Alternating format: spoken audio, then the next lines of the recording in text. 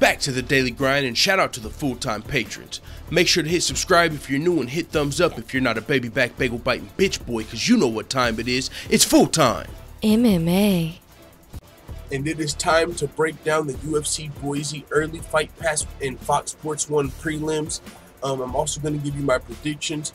This card's going to be held on July 14th, and the headliner is going to be Junior Dos Santos versus Blagoy Ivanov. But that's going to be on the main card, which we'll break down a little bit later. First, we're going to break down the early prelims. Now, normally I put these over on Patreon, but since we only have 1 or 2 days before the event, we're just going to throw these over here on YouTube for the full-time MMA white belts to enjoy, and then we'll get back to the regular schedule next week. We've just been so swamped. These predictions are coming out a little late. Also, the fake money bankroll, so you guys can enjoy that as well. Now, with that being said, let's jump straight into the first fight of the night between Jody Esquivel and Jessica Aguilar. This fight is rescheduled from UFC Utica after Jessica Aguilar's lips were too chapped to fight. In my original prediction, I picked Aguilar to win this fight. She's a WMMA veteran, very well respected. She lost her first 2 fights in the UFC after dealing with injuries, but she will be the more experienced fighter here, also with a lot better jiu-jitsu if the fight goes to the mat. Esquivel lost her UFC debut, but she's 3-1 in her last 4 fights coming out of Invicta, only losing to the very talented boxer Alexa Grasso before her UFC debut. Jody fought a very tough Karolina Kowalkiewicz in her UFC debut, also a very dangerous striker. And while I don't think Jessica Aguilar's striking will be as dangerous as Grasso or Karolina Kowalkiewicz, I think the striking will be a little more even in this fight, but I do think Jessica Aguilar will have the grappling advantage. So I'm giving the win to Jessica Aguilar. Next, we're going to move to Mark De La Rosa versus Elias Garcia, the next fight of the night. Mark De La Rosa is the husband of Montana De La Rosa, who just won her fight this past weekend at the Ultimate Fighter Season 27 finale. Mark De La Rosa was undefeated before losing his UFC debut to the top 15 ranked flyweight Tim Elliott on short notice. He'll be fighting the undefeated Elias Garcia, who's going to be making his UFC debut at 4-0 after going 4-0 as an amateur as well. Garcia has finished 3 out of 4 of his fights, but he's only fought 1 time since his 4-year hiatus back in 2014. He fought his first 3 pro fights leading up to 2014, and then he only fought 1 time since then. So he hasn't been very active as of late, but his 1 fight did come on Dana White's Looking for a Fight, which is where he got a first-round KO over Adam Antolin, and that's how he got his shot in the UFC. But I'm going to be giving the edge to De La Rosa, who's going to be looking to get his first win in the UFC and get back on the winning track as the younger, more experienced fighter who's also been more active. So I'm giving De La Rosa the win here. Moving on to the next fight, we got Jennifer Maia versus Liz Carmouche. This is going to be a fucking great WMMA fight. We got Jennifer Maia, one of the best strawweights in the world outside of the UFC, taking on the very strong, powerful ground and pound grinder Liz Carmouche, who's 3-4 in the UFC. She's got a lot more UFC experience. She's also ranked number 6 in the women's flyweight division. So this is going to be a great fight. Maia is looking to show, though, that she's one of the best female flyweights in the world with the win over Liz Carmouche. Liz Carmouche is coming off of a split decision loss to Alexis Davis. Jennifer Maia picked up impressive wins over Vanessa Porto, Roxanne Modafferi, and Age Needers. I don't know how to say her last name. But all of those fighters, Age was undefeated at the time. I don't know how to pronounce her name. But those 3 fighters, though, they've got impressive resumes. They're not cans that Jennifer Maia was beaten. Jennifer Maia was the Invicta flyweight champion before coming over to the UFC. I'm going to be giving the nod in this fight to Jennifer Maia. She's the younger, more experienced fighter. She's coming to the UFC with wins over some of the best flyweights in the world outside the UFC. But this is going to be a really tough fight. She's going to be fighting off of her back possibly in this fight, and she's still a threat off of her back. But Carmouche is the bigger, stronger fighter who formerly fought at bantamweight, and she usually scores multiple takedowns in her fights with her grinding style. So I'm picking Maia to win this fight, but if she's not able to get off of her back when the fight gets there, or find a submission off of her back, she could very well lose this fight. but I think she'll probably be the slightly more well-rounded fighter, and she'll be able to get the job done either via submission or unanimous decision against Liz Carmouche, but it's going to be a close fight. And real quick, full-time family, before you forget, make sure you hit the thumbs up button if you're enjoying this video, and also if you're new, hit the subscribe button and the bell next to it so you're notified every time I upload a video.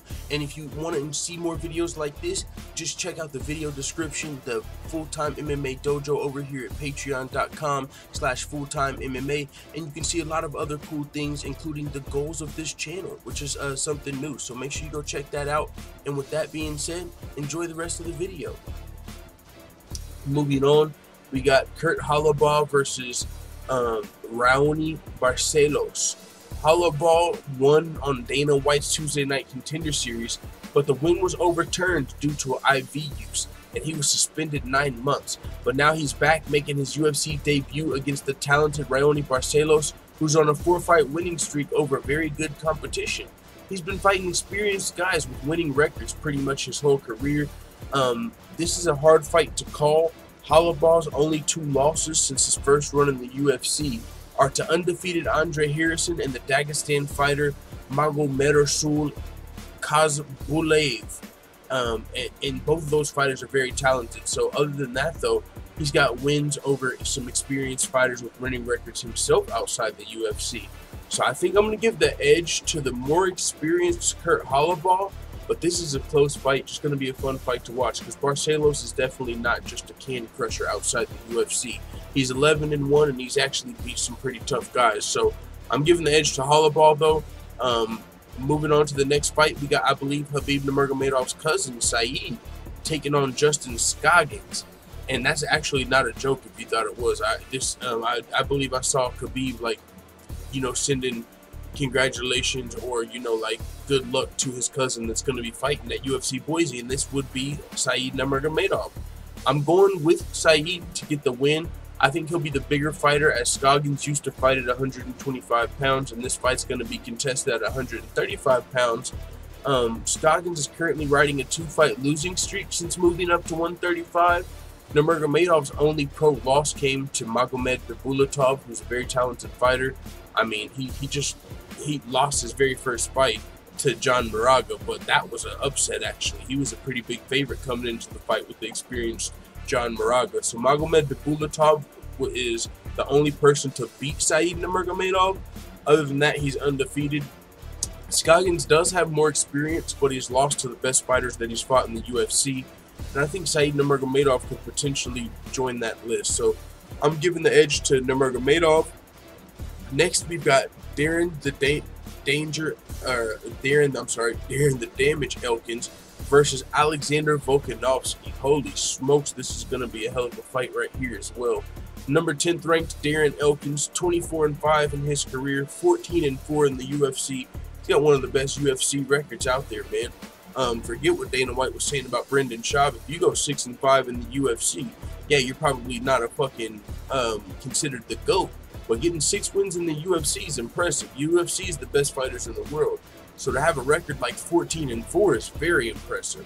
But he's going to be taking on Alexander Volkanovski, who's undefeated in the UFC. Alexander Volkanovski is 17-1 as a pro. He's finished 13 of those 17 wins, and 10 of those wins by way of KO TKO. He's going to be fighting the damaged Darren Elkins, who's riding a 6-fight winning streak, most recently with wins over Michael Johnson, Dennis Bermudez, and Mirsad Bektic. What Darren Elkins has done in his last 3 fights has been remarkable. He's got 2 come-from-behind performance of the night bonuses over Michael Johnson and Mirsad Bektic, but it's hard to keep winning those kind of fights, as we saw with Justin Gaethje. I mean, Darren Elkins is a guy that kind of reminds me of Justin Gaethje in the featherweight division. But, I mean, that's also a title, you know, you could give to a lot of the fighters that come from behind in some of their wins. And other than that, they've got entertaining fighting styles where they kind of get into slugfest some of the times. But Darren Elkins is a very well-rounded fighter. He's also shown the ability to score multiple takedowns in the fight.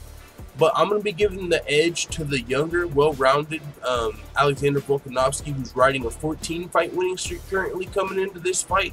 But he's going to have to be on his P's and Q's, because even if he's winning this fight to start it off, Darren Elkins is always dangerous, and he has that Ortega clutch gene, so Volkanovski will have to be careful not to get overzealous or overextend against Darren Elkins and potentially get caught with a strike to end the fight or even a submission. Darren Elkins is very well rounded. He can either catch you in a submission while he's down or even knock you out. So this is a fight that you're going to have to be on the edge of your seat, because even if Darren Elkins is down, you can never count him out, which makes this that much better of a fight. But I'm going to give the edge to Volkanovski, man. He's really talented, and he's going to be looking to move into the top 10 of the featherweight division and remain undefeated in the UFC if he can get this win over Darren Elkins. That would be very impressive. I'm picking him to get the job done. Moving to the main event of the Fox Sports prelims, we got Eddie Wineland versus Alejandro Perez, number 13th ranked bantamweight versus the number 15th ranked bantamweight. Alejandro Perez is 5-0-1 in his last 6 fights, coming off of a very impressive second round KO over the talented wrestler Matthew Lopez, and before that he fought to decisions with Yuri Alcantara and Andrei Sukumthov, winning both of those fights. Eddie Wineland has serious KO, TKO power and some serious hands, but he's also a very experienced, well-rounded veteran. Now, he may have slowed down just a step later in his career as he's been a lot less active, but he's still very dangerous. But I'm going to be giving the edge to Alejandro Perez. Can't be super confident in this fight, but he's the younger fighter, and I feel like he's probably a little hungrier at this point of his career, also on a win streak, and he's been more active as of late. Now, he'll need to be careful because Eddie Wineland's coming off of a fight with John Dodson, and John Dodson's a lot harder to hit than Alejandro Perez. For Eddie Wineland, a guy that's got some serious hands, and he's trying to really get in there and bang with you. But John Dodson, he's just really fast, coming up from flyweight, really hard to hit fighter John Dodson is. Now Alejandro Perez, he's gonna have to be careful, because if he gets caught with a shot from Eddie Wineland, he's definitely got power to put you to sleep. So Eddie Wineland, I wouldn't be too surprised if he was able to come in here and get a KO, TKO.